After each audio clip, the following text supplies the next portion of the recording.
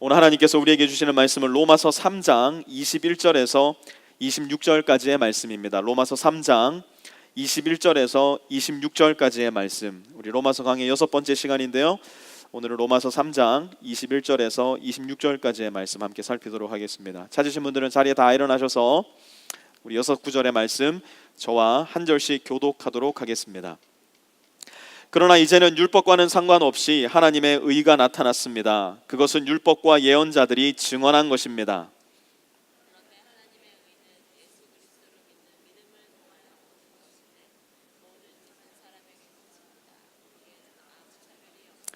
모든 사람이 죄를 범하였습니다. 그래서 사람은 하나님의 영광에 못 미치는 처지에 놓여 있습니다.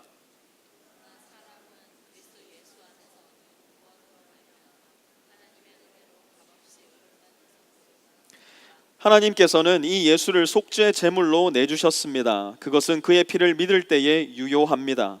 하나님께서 이렇게 하신 것은 사람들이 이제까지 지은 죄를 너그럽게 보아주심으로써 자기의 의를 나타내시려는 것이었습니다. 함께 읽습니다. 하나님께서 오래 참으시다가 지금 이때에 자기의 의로우심을 나타내신 것은 하나님은 의로우신 분이시라는 것과 예수를 믿는 사람은 누구나 의롭다고 하신다는 것을 보여주시려는 것입니다. 아멘. 자리에 앉으시고요.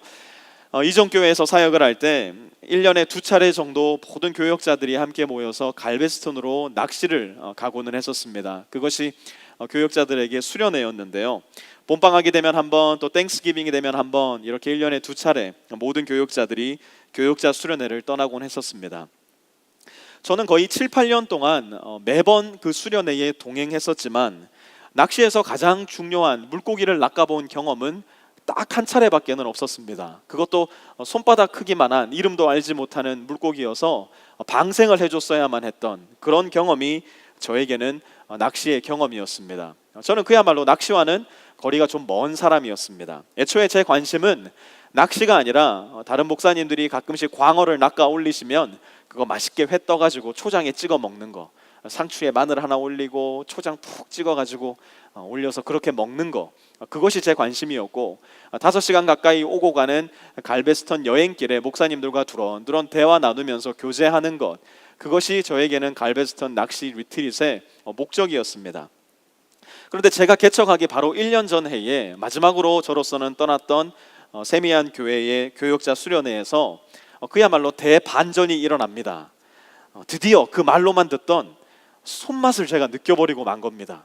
큰 물고기가 제가 들고 있었던 낚싯대에 낚시 바늘을 물고 낚싯줄이 줄줄줄 풀려 나갈 때 손끝에 느껴지던 그 손맛, 이전에는 말로만 들어서 알고 있었던 그 손맛을 제가 느껴버리고 만 겁니다. 그동안은 다른 목사님들에게 주구장창 말로만 들어서 한번 잡아봐야지 안다고 들었던 그 손맛, 다른 사람들이 말해주어서 듣던 것, 다른 사람들이 보여주어서 보던 것과는 차원이 다른 제 손끝으로 직접 낚시의 맛을 보고 만 것이었습니다. 이전에는 아무리 들어도 잘 몰랐어요. 이전에는 아무리 봐도 잘 몰랐어요. 그러나 이제는 제가 압니다. 낚시가 어떤 재미가 있는지를. 저의 이런 하찮은 낚시 스토리와는 비교도 되지 않는 신비하고도 놀라운 이야기가 오늘 본문에는 등장을 합니다. 비록 저의 낚시 경험과는 그야말로 손톱끝만큼도 비교할 수 없을 정도로 놀랍고 영광스럽고 신비하며 거대한 이야기가 오늘 본문의 이야기지만, 이전과 이후의 이야기가 완전히 다르다는 면에 있어서는 그 맥락을 함께 할 수 있을 겁니다. 21절부터 오늘 말씀 우리가 함께 살펴보려고 하는데요, 21절 함께 봅니다. 그러나 이제는, but now. 로마서 말씀에서 1장에서 16장까지 통틀어서 가장 중요한 반전이 오늘 본문에 보여지고 있습니다. 같이 한번 따라해 볼까요? 그러나 이제는, 시작. 그러나 이제는. 여러분, 지난주까지 우리가 계속해서 함께 살펴보았던 로마서의 문맥을 잘 붙잡고 계셔야 됩니다. 바울은 1장 18절에서 3장 20절에 이르기까지 세계에 있는 모든 인류를, 역사 속에 있는 모든 인간들을 하나님의 재판정 앞으로 데려다 놓습니다. 하나님을 몰라서 세속적 삶을 살고 있었던 사람들, 도덕적인 삶을 열심히 살아가지만 사실은 아무도 없는 곳에서 그들 역시도 도덕적이지 못한 사람들, 그리고 유대인, 우리는 하나님의 선택받은 선민이니 구원은 따놓은 당상이라 믿었던 유대인들까지도 하나님의 재판정 앞으로 데려가 모든 인류가 하나님 앞에 죄인이라는 판결을 사도 바울은 내려놓고 있습니다.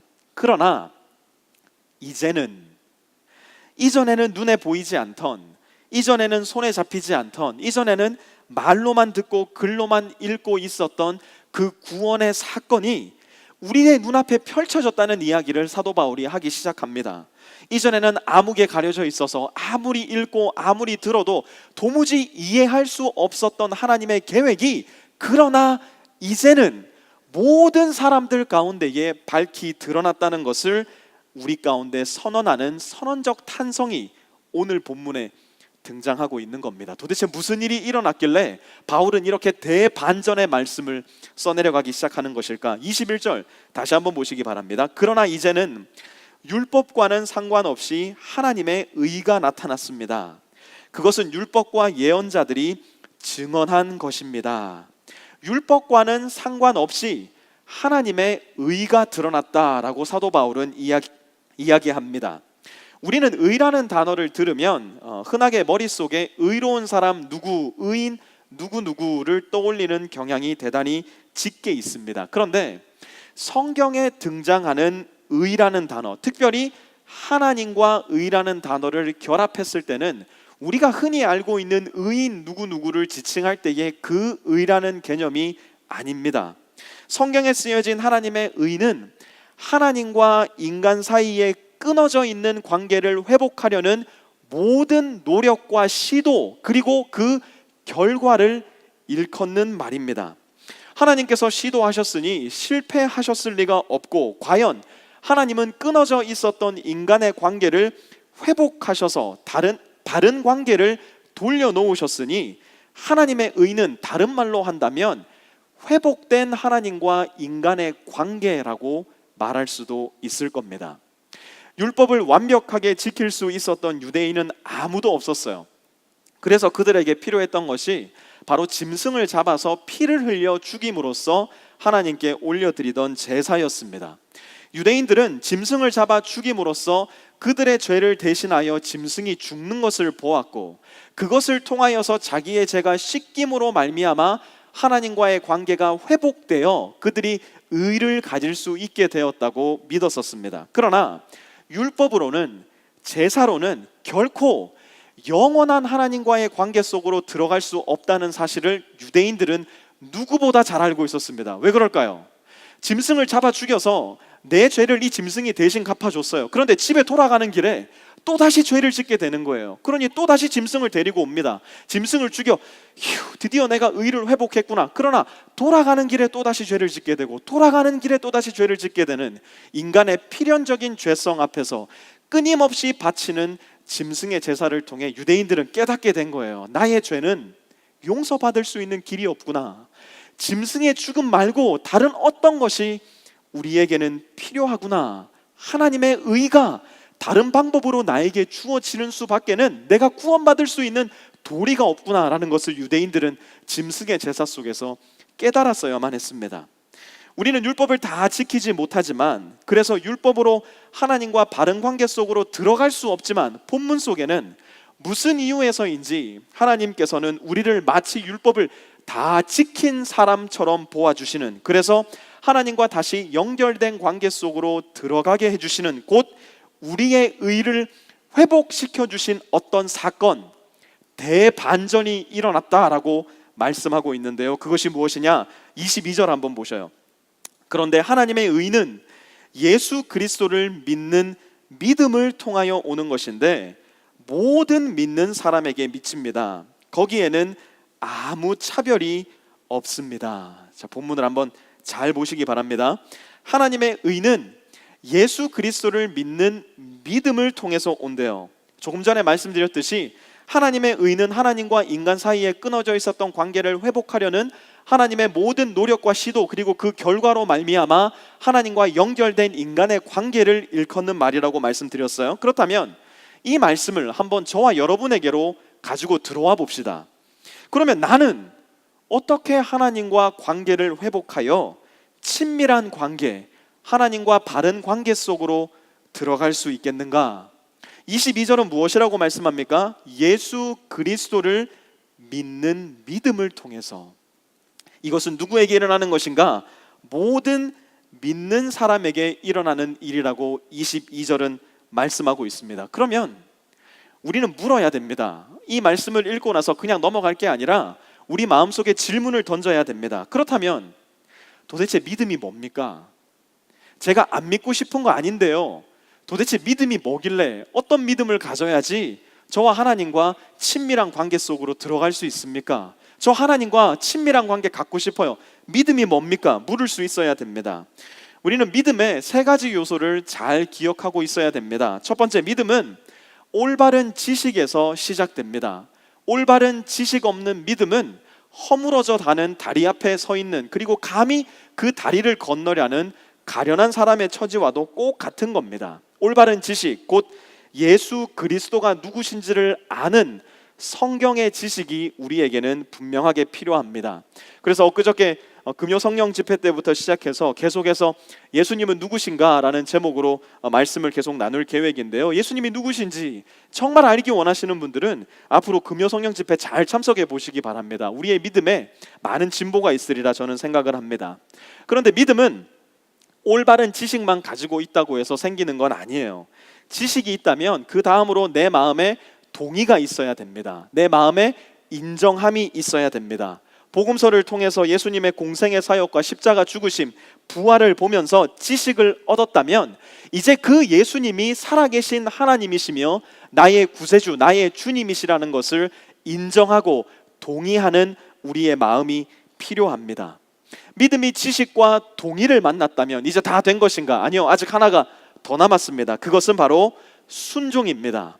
순종이 없는 믿음은 죽은 믿음과도 같습니다. 우리보다 예수님에 대한 지식과 동의가 훨씬 더 많은 존재가 이 우주에는 하나 존재하고 있는데요, 그게 누구냐면 바로 사탄입니다. 사탄은 예수님을 너무 잘 압니다. 사탄은 하나님을 너무너무 잘 알고 하나님의 능력과 신성과 권위를 인정하기까지 합니다. 야고보서 2장 19절은 이렇게 말씀해요. 그대는 하나님께서 한 분이심을 믿고 있습니다. 잘하는 일입니다. 그런데 귀신들도 그렇게 믿고 떨기까지 한대요. 사탄은요, 하나님의 존재와 능력을 분명하게 알고 인정합니다. 그러나 사단에게 빠져 있는 것이 무엇이냐? 하나님께 순종함이 사단에게는 존재하지가 않습니다. 그렇기 때문에 사탄이 가진 믿음은 산 믿음이 아니라 죽은 믿음이 될 수밖에 없고, 하나님께 순종함이 없는 사탄은 하나님과 연결된 관계가 아니라 그 모든 지식을 가지고 있음에도 불구하고 하나님과 분리된 관계로 살아갈 수밖에 없습니다. 그러니 사탄은 하나님께서 계획한 모든 피조물들을 위한 축복과 은혜의 수혜자가 되는 것이 아니라 멸망과 저주의 수혜자가 될 수밖에 없는 존재로 전락해버리고 만 겁니다. 그것은 저와 여러분들도 마찬가지입니다. 지식과 동의와 순종이 만나야 비로소 우리의 믿음은 살아있는 믿음이 되는데요, 이 지점에서 또 우리 많은 그리스도인들이 오해를 하게 되는 경우가 참 많은 것 같습니다. 교회를 위해서 또 주의 나라를 위해서 많은 일들을 해내야만 한다는 부담, 큰 일을 해내야만 한다는 투철한 사명이 순종의 마음과 합쳐지는 경우가 바로 그 경우인데요, 우리가 하나 주의해야 될 것은 건강한 믿음은 거기에서 비롯되는 것은 아니라는 겁니다. 한번 잘 들어보세요. 이런 분들이 계십니다. 나는 죄인이지만 선한 일도 많이 하였습니다. 주의 일도 참 많이 하였지요. 이거는 올바른 믿음이라고 하기에는 조금 힘든 믿음입니다. 나는 죄인이지만 까지는 맞아요. 올바른 지식도 있고 동의도 일어났어요. 그런데 선한 일도 많이 하였지요. 주의 나라를 위한 일도 저는 많이 하였습니다 라는 말 속에는 우리가 가지고 있는 생각과는 다르게 놀랍게도 순종이 빠져 있습니다. 아니 목사님, 주의 일도 많이 한 분들에게 어떻게 순종이 빠져 있다고 얘기할 수 있습니까? 한번 잘 들어보세요. 오해하지 마시고. 순종은요, 나의 공로와 나의 행위를 자랑하지 않습니다. 순종은 늘 예수님을 가장 높은 곳에 올려놓기 때문에 결코 내가 구원받은 근원으로, 구원받은 이유로 나의 사역이나 나의 행위를 내어놓을 수 없습니다. 예수님의 공생의 기간 중에 소위 말해서 종교론자들, 바리새인들과 서기관들이 굉장히 헷갈렸던 부분이 바로 이 부분이었습니다. 그리고 이 부분은 사실상 오늘날 우리 그리스도인들에게도 대단히 혼란스러운 부분임에 틀림이 없는 것 같습니다. 우리는 순종과 여러 가지 주의 일들을 동의어로 생각할 때가 참 많이 있는 것 같습니다. 그러다 보니 그 당시 바리새인들처럼 수없이 많은 일을 해냄으로써 나의 순종을 증명하고 싶어 합니다. 그러다 보니 예수님께서 바리새인들에게 하셨던 말씀, 내가 너희를 알지 못한다, 나를 떠나가라 라는 말씀을 들을 위험도 우리는 가지고 있음을 기억해야 됩니다. 아니 목사님, 그러면 도대체 뭘 하라는 말씀이십니까? 뭐라도 좀 해야 되겠는데, 그 당시 사람들도 놀랍게도 똑같은 질문을 했어요. 요한복음 6장 28절에 이렇게 질문을 합니다. 우리가 무엇을 하여야 하나님의 일을 하는 것이 됩니까? 사람들이 궁금했어요. 예수님이 말씀하시는 것이 자기들이 생각한 거랑은 많이 다르니까요. 우리가 해야 될 우리의 순종 넘버 원을 예수님은 이렇게 말씀해 주셨어요. 요한복음 6장 29절 다 같이 한번 읽어보겠습니다. 시작.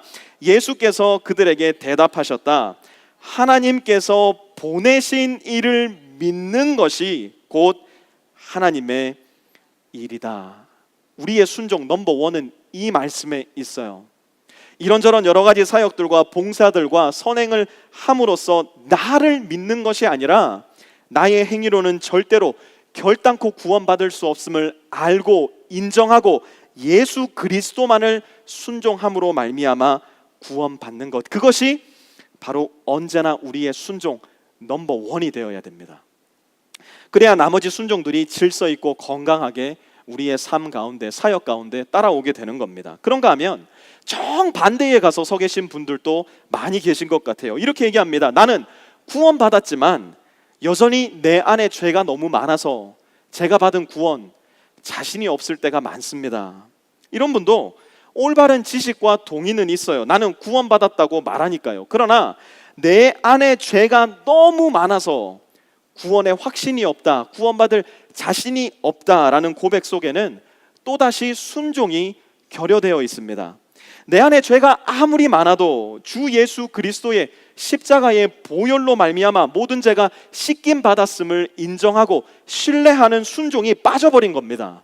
그래서 건강한 믿음과 참 믿음은 우리를 자꾸만 어떻게 만드느냐, 나에게서 자꾸만 눈을 들어서 예수님을 바라보게끔 만듭니다. 우리가 해야 될 순종 넘버 원은 나를 자꾸 바라보는 것이 아니라 나를 위해 이 땅에 오시고 나를 위해 죽어주셨으며 나를 위해 부활하신 예수님을 자꾸만 바라보는 것, 그것이 우리가 가져야 될 순종 넘버 원인 겁니다. 그렇다면 또 다른 질문을 해야 됩니다. 왜 예수님만 그렇게 강조합니까? 왜 예수님만 그렇게 중요한 겁니까? 우리는 얼마든지 질문할 수 있습니다. 23절 한번 보세요. 모든 사람이 죄를 범하였습니다.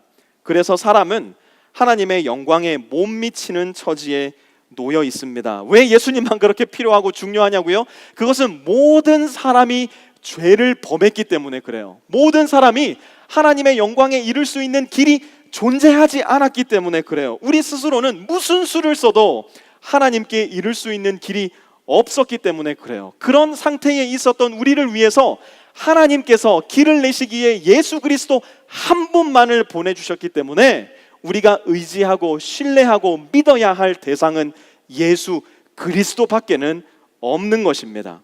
여러분, 원래 우리는요, 하나님의 영광 안에서 하나님의 영광을 바라보면서 하나님과 함께 살도록 지음받은 존재였습니다. 그런데 우리 인류의 죄라는 것이 들어옴으로 인해서 하나님의 영광을 바라볼 수도 없고 하나님과 함께 살 수도 없는 가련한 처지로 전락해버리고 말았습니다. 그것을 타락이라고 말씀하고 있는데요, 심지어 우리 안에는 하나님의 영광을 갈망하지도 않고 하나님의 영광 안에 살고자 하는 마음까지도 다 사라져버리고 말았습니다.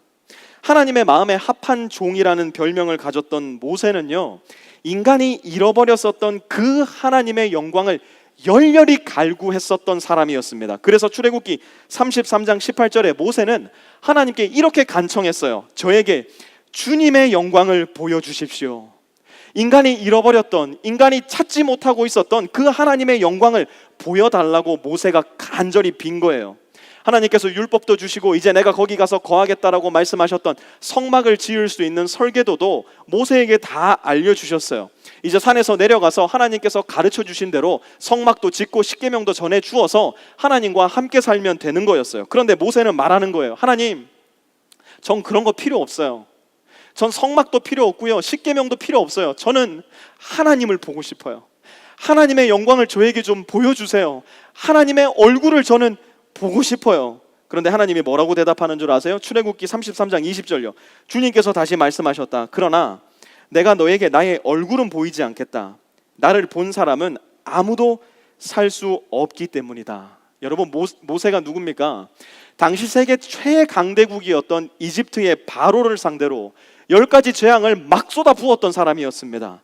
400년 이상 노예 생활을 하던 이스라엘을 데리고 출애굽했던 사람이었고요, 낮에는 구름기둥, 밤에는 불기둥으로 백성을 지켰을 뿐만 아니라 기도하여 하늘에서 만나와 메추라기가 떨어지게 했고 반석을 쳐서 물이 터져 나오게 했던 하나님의 사람이었습니다. 그런데 그 모세였음에도 불구하고, 그래서 하나님께서 내 마음에 합한 종이라는 별명을 주셨던 그 모세임에도 불구하고, 모세 역시 로마서 3장 23절에서 이야기하고 있는 모든 사람이 죄를 범하였습니다라는 그 범주 안에 들어가 있었기 때문에, 죄인이었기 때문에 완전하게 거룩하시고 완전한 선이신 하나님의 얼굴을 볼 수가 없었어요. 왜요?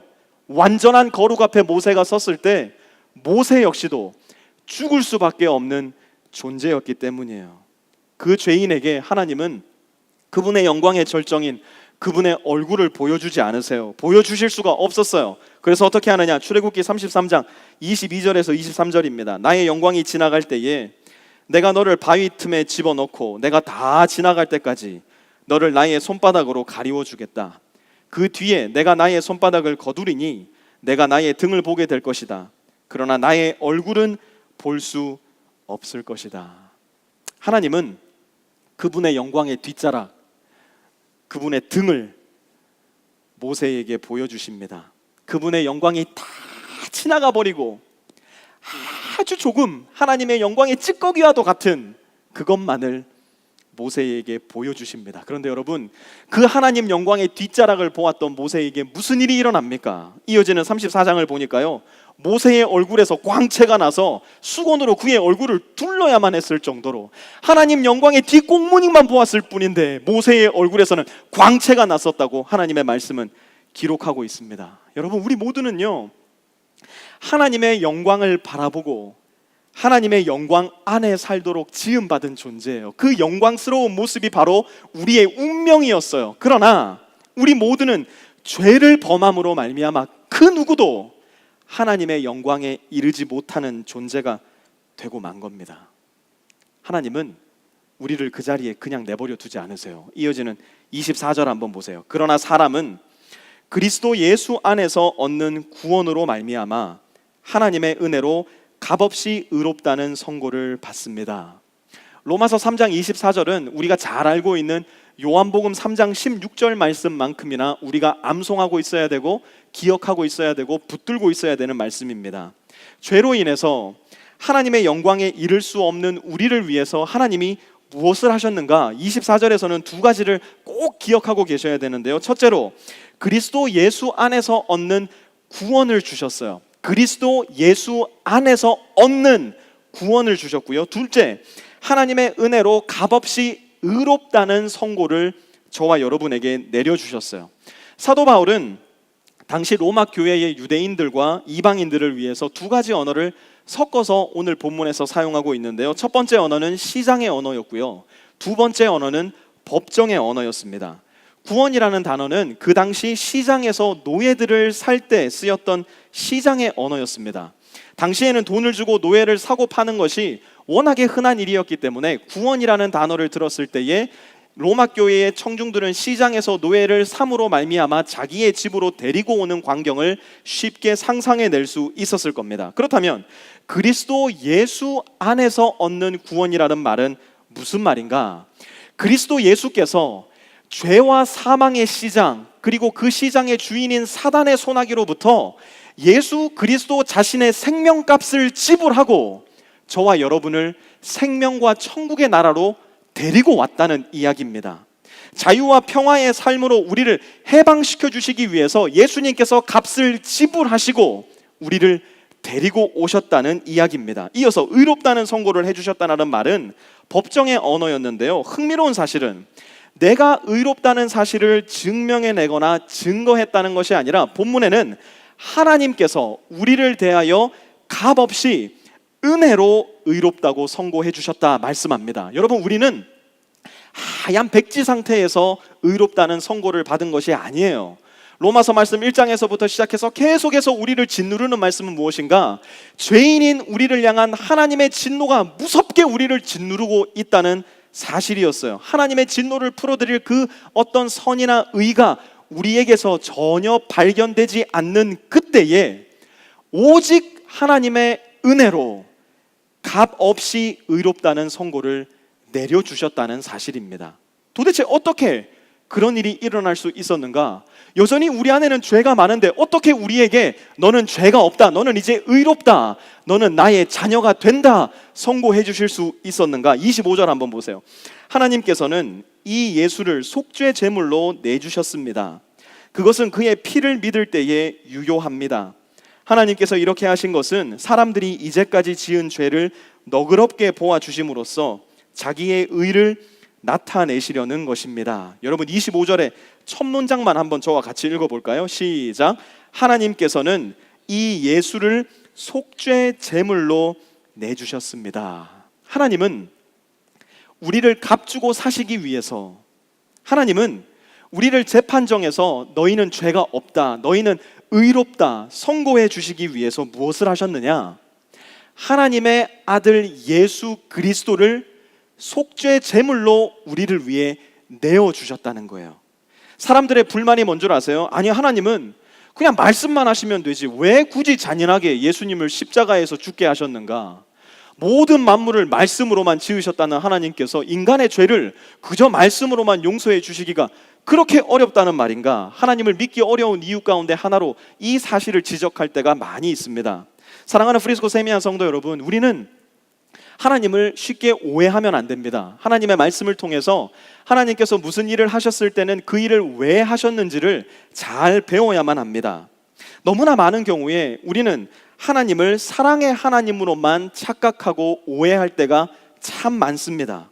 그러나 하나님은 사랑의 하나님이시기도 하지만 정확히 동일하게 정의와 공의의 하나님이기도 하다는 사실을 우리는 기억해야 됩니다. 만약 우리의 죄를 그냥 말씀으로만 용서해 주신다면 하나님은 사랑의 하나님은 되실 수 있지만 정의와 공의의 하나님은 되실 수 없기에 우리가 알고 있는 성경의 하나님은 존재하지 않는 분이 되고 맙니다. 동시에 우리의 죄를 우리에게 그대로 맡겨서 너희가 너희 죄를 갚아라, 그리고 우리를 영원한 죽음으로 내모신다면 하나님은 공의의 하나님은 되실 수 있지만 우리가 성경에서 발견하는 사랑의 하나님의 모습은 일그러지고 곧 우리가 믿는 하나님은 존재하지 않는 하나님이 되고 맙니다. 그렇기 때문에 십자가는 성경의 하나님을 보여주는 가장 명백하고도 분명한 증거고 증언입니다. 십자가에서 예수님이 십자가에 못 박혀 돌아가실 때 예수님께서 쏟으신 물과 피 그리고 죽으신 생명으로 하나님은 우리를 사단의 손아귀에서 사오셨습니다. 사탄은 죄인인 우리를 향해서 소유권을 주장합니다. 공의의 하나님을 위협합니다. 하나님이 의로우시다면 어떻게 저들을 그냥 용서하실 수 있단 말입니까? 그때 하나님께서 하시는 말씀, 골고다 언덕에 예수님의 십자가를 가리키며 I paid it all, 내가 모두 다 내 아들 예수 그리스도의 피로 말미암아 갚아주었다. 그렇게 하나님은 하나님의 정의와 공의를 완성하십니다. 뿐만 아니라 십자가 위에 예수님은 우리를 죄를 대신하여 죽어주심으로 인해서 모든 죄를 용서하시는 하나님의 죄를 극명하고도 분명하게 드러냅니다. 십자가는 사랑과 정의를 동시에 성취해 내시어서 사탄이 틀어지고 있었던 죽음과 멸망의 족쇄를 부수어 버리신 하나님의 지혜이고, 사단으로서는 도저히 예상할 수도 없었고 막을 수도 없었던 하나님의 모략이었습니다. 핵심은 무엇이냐? 저와 여러분의 죄를 갚기 위해서 우리가 속죄 제물을 하나님께 드린 것이 아니라 하나님께서 직접 속죄 제물이 되시어 우리 대신 죽어주셨다는 사실입니다. 요한일서 4장 10절에서 요한은 그 장면을 이렇게 말씀합니다. 사랑은 이 사실에 있으니 곧 우리가 하나님을 사랑한 것이 아니라 하나님이 우리를 사랑하셔서 자기 아들을 보내어 우리의 죄를 위하여 화목 제물이 되게 하신 것입니다. 우리가 하나님을 먼저 사랑한 것이 아니라 하나님께서 우리를 먼저 사랑하신 겁니다. 우리가 하나님께 화목 제물을 드려서 하나님과 연합한 관계가 된 것이 아니라 하나님께서 직접 자기 자신을 화목 제물로 삼으셔서 우리와 화목을 이루어 내신 겁니다. 이것이 바로 복음에 드러난 하나님의 아름다우심, 곧 하나님의 의라는 것이에요. 그리고 누가 이 복음의 능력을 경험하게 되는가? 우리 26절 말씀 함께 봅니다. 하나님께서 오래 참으시다가 지금 이때에 자기의 의로우심을 나타내신 것은 하나님은 의로우신 분이시라는 것과 예수를 믿는 사람은 누구나 의롭다고 하신다는 것을 보여주시려는 것입니다. 예수를 믿는 사람은 누구나, 예수님이 나를 위해 이 땅에 오셔서 십자가 위에서 화목 제물이 되어 주셨다는 사실을 믿는 사람은 누구나, 예수님께서 죽음의 권세를 이기시고 부활하셔서 우리에게도 부활의 소망을 주셨다는 그 진리의 말씀과 사건을 믿는 사람에게는 누구나 하나님과 함께 할 수 있는 하나님의 자녀가 되는 권세, 하나님의 의를 갖게 하는 축복을 주셨다는 겁니다. 왜요? 왜 하나님께서는 우리에게 그런 축복을 주셨을까요? 왜 하나님께서는 이런 말도 안 되는 일을 그분의 아들에게 시키시고 예수님은 그 일을 어김없이 수행하셨던 것일까? 데살로니가전서 5장 9절에 보니까 이렇게 말씀해요. 함께 한번 읽어볼게요. 시작. 하나님께서는 우리를 진노하심에 이르도록 정하여 놓으신 것이 아니라 우리 주 예수 그리스도로 말미암아 구원을 얻도록 정하여 놓으셨습니다. 여러분, 하나님의 계획은 애초에 하나님의 진노를 저와 여러분에게 쏟아붓는 것이 아니었어요. 하나님의 계획은 애초에 도끼눈을 뜨시고 이 죄인들 모두 다 죽음을 향해 달려가거라 말씀하시는 것이 아니었어요. 하나님의 계획은 우리 주 예수 그리스도로 말미암아 우리가 사단의 시장에서 노임받고 하나님의 나라로 이끌어와 하나님의 영광을 날마다 바라보며 영원히 살게 하는 것, 그것이었기 때문이에요. 그래서 모세가 이 땅에 있을 때 그토록 보고 싶어 했던 하나님의 영광에 우리 모두가 이르게 되는 것, 고작 하나님 영광의 그림자에 불과한 하나님의 뒷모습을 보고 만족하는 것이 아니라 성경의 가장 마지막 책, 가장 마지막 장인 요한계시록 22장 3절에서 4절의 고백, 다시 저주를 받을 일이라고는 아무것도 그 도성, 곧 하나님의 도성에 없을 것입니다. 하나님과 어린 양의 보좌가 도성 안에 있고 그의 종들이 그를 예배하며, 같이 읽습니다. 시작. 하나님의 얼굴을 뵐 것입니다. 모세가 그토록 보고 싶어 했었던 그 하나님의 얼굴, 하나님의 영광을 바라보며 살아가는 것, 그것이 바로 하나님께서 저와 여러분을 창조하신 이유이고 저와 여러분을 여전히 이 땅 가운데서 살게 하시는 이유임을 우리는 기억해야 됩니다. 넬슨 만델라가 수많은 좌절과 난관을 거쳐서 마침내 남아프리카 공화국의 대통령이 되었을 때 그가 제일 먼저 한 일이 무엇이었냐면 진실과 화해위원회를 구성하여서 흑인과 백인 사이에 존재하던 뿌리 깊은 불신과 미움을 없애버리는 것이었습니다. 남아공의 강경론자들은 그동안 계속되어 왔던 백인들의 범죄, 흑인들을 향한 인종차별을 이렇게 그냥 용서할 수는 없다고 이의를 제기하지만 만델라는 끈질기게 그들을 설득하여서 자신의 정책을 밀고 나갑니다. 이 정책의 핵심적 수행 조건이 무엇이었냐면 자신의 죄를 솔직하게 고백하는 백인들에게는 아무런 조건 없이 그들의 죄를 다 용서해 주는 것이었습니다. 어느 날 청문회에 반드 드랙이라는 전직 경찰관이 등장을 합니다. 이 사람은 자신의 동료와 함께 18살의 흑인 소년을 쏘아 죽이고 시체를 불태운 뒤에 완전하게 증거를 소멸하기 위해서 바베큐 통에 이 소년의 시체를 집어넣고 하루 이상 시체를 그슬려 완전히 아무런 흔적이 남게 하지 않은 그 사실로 기소가 된 사람이었습니다. 그리고 그 소년을 죽인 지 8년이 지났을 때에 그 소년의 집으로 돌아가서 장작더미를 높이 쌓아놓고 그의 아버지를 총으로 쏘아 죽인 후 그의 아버지 역시 장작더미 속에 집어 던져버린 사람이었습니다. 더 충격적인 것은 소년의 아버지를 불태워 죽일 때 이 소년의 어머니로 하여금 소년의 아버지가 불타 없어지는 모습을 지켜보게 한 혐의가 있다는 사실이었습니다. 법정에서 판사가 아들과 남편을 잃은 홀로 남은 노부인에게 이렇게 물었습니다. 부인께서는 이 반드 드렉 씨에게 무엇을 어떻게 하기를 원하십니까?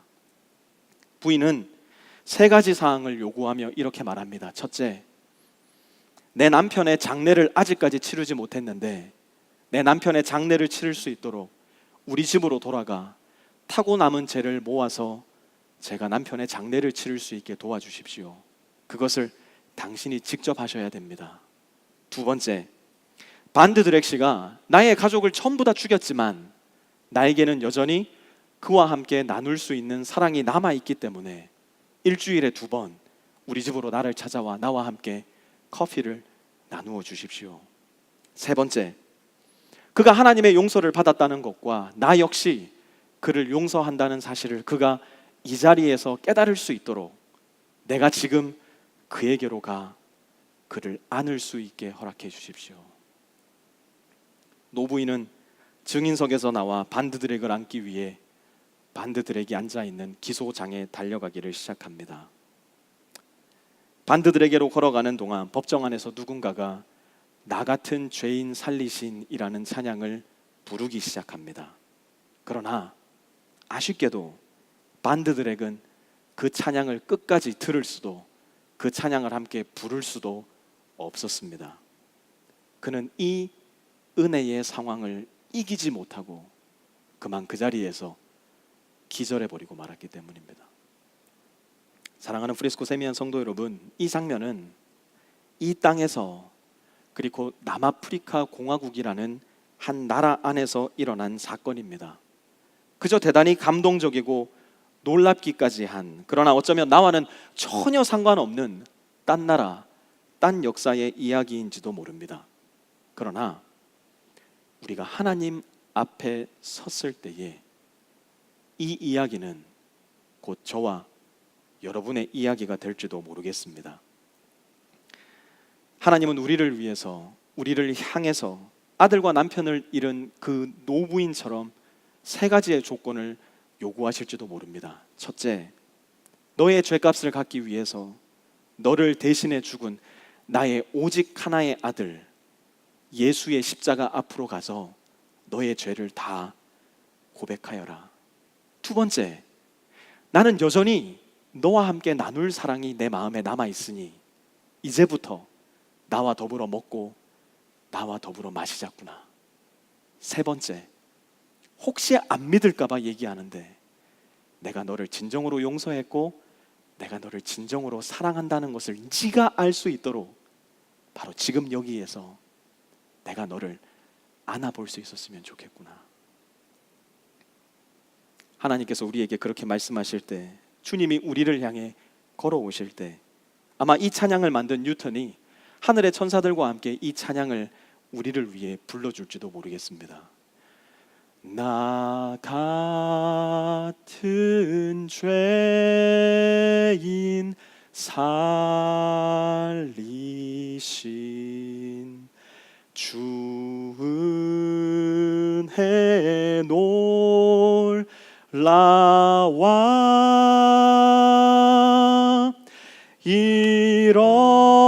잃었던 생명 찾았고 영생을 얻었네.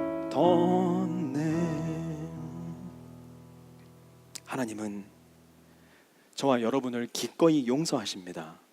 그 용서는 값 없이 이루어진 불공평하고 정의롭지 못한 것이 아니라 예수 그리스도의 모든 피를 흘려서 모든 물을 다 쏟아서 갚아내신 하나님의 완전한 공의로우며 완전한 사랑으로 가득한 사건이고 실체입니다.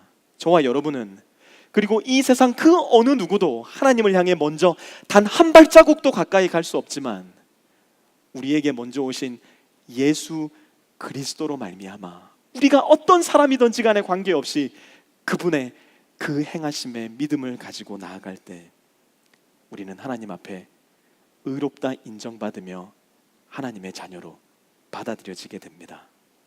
예수님을 통해서라면 그 어떤 악인도 그 어떤 죄인도 하나님께 용서받지 못할 일 없습니다. 왜냐하면 예수님의 십자가 죽으심에는 그 어떤 죄인도 그 어떤 악인도 능히 용서하실 수 있는 하나님의 사랑과 그 어떤 죄인도 그 어떤 악인도 의롭다 하실 수 있는 하나님의 공의가 분명하게 드러나기 때문입니다.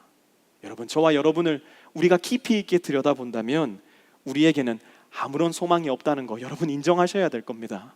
우리에게 아무런 소망이 없는 그때에 하나님은 예수님으로 말미암아 우리 삶의 대반전을 만들어내셨습니다. 예수님을 믿을 때 예수님에게 일어났던 부활의 대반전, 예수님에게 일어났던 영원히 사시는 영광의 그 반전, 저와 여러분의 대반전이 됩니다. 예수 그리스도의 그 대반전이 우리를 위해 이 땅에 오시고 죽으시고 부활하신 예수님을 믿음으로 말미암아 저와 여러분의 대반전이 되실 수 있기를 우리 주 예수 그리스도의 이름으로 축원합니다. 함께 기도합니다. 사랑의 아버지 하나님,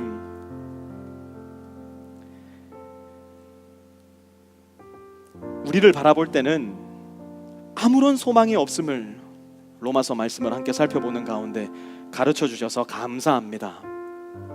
하나님의 재판정 앞에 나아갔을 때에 우리에게 드러날 우리의 존재, 그것은 You are guilty, 너는 죄인이다, 그 판결밖에는 없을 터인데, 그래서 우리는 하나님 앞에 영원한 죽음으로써 우리의 죄를 갚을 수밖에 없는 죄인인데도 불구하고 그 우리를 위해서 하나님은 예수님을 보내어 주셨고 예수님의 죽으심으로 말미암아 우리 죄를 가려주셨음을 오늘 말씀을 통해 가르쳐 주셔서 감사합니다. 하나님, 우리 안에 이 예수님을 향한 올바른 지식과 우리 마음에 일어나는 예수님을 나의 구세주여 주님으로 인정하는 그 동의와 우리의 삶에서 하나님의 말씀에 순종하여 주님과 함께 동행하는 순종의 삶을 살아갈 수 있도록 주님께서 인도하여 주시옵소서. 그리하여 예수님께서 보여주신 예수님의 대반전이 이 땅에서 예수님을 믿음으로 말미암아 우리의 대반전 될 수 있도록 도와주시고 오실 하나님의 나라를 소망하며 오실 하나님의 나라를 간절히 기다리는 가운데 이 땅 안에서 점점 예수 그리스도의 모습으로 닮아 장성한 분량에까지 이르러가는 우리 모든 프리스코 세미한 성도들 다 될 수 있도록 주님 인도하여 주시옵소서. 감사드리며 예수님의 이름으로 기도드렸사옵나이다. 아멘. 자리 다 일어나셔서 우리 마지막으로 나 같은 죄인 살리신 함께 찬양합니다. 나 같은 죄인 살리신 주 은혜 놀라와 잃었던 생명 찾았고 광명을 얻던 큰 죄악에서 건지신 주 은혜 고마워. 큰 죄악에서 건지신 주 은혜 놀라와 나 처음 믿은 그 시간 귀하고 이제껏 내가 산 것도 주님의 은혜입니다. 함께 고백합니다. 이제껏 내가 산 것도 주님의 은혜라.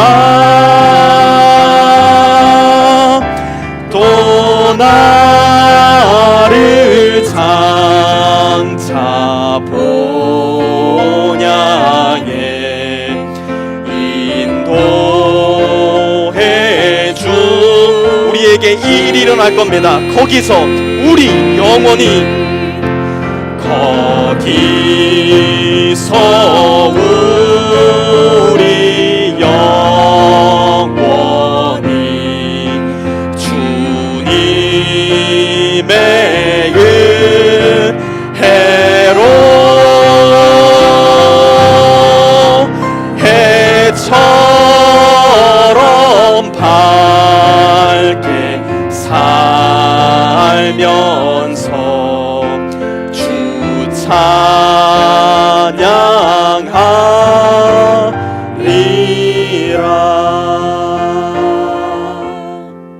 하나님,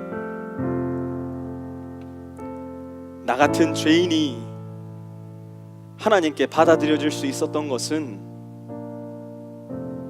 모두가 하나님의 은혜입니다.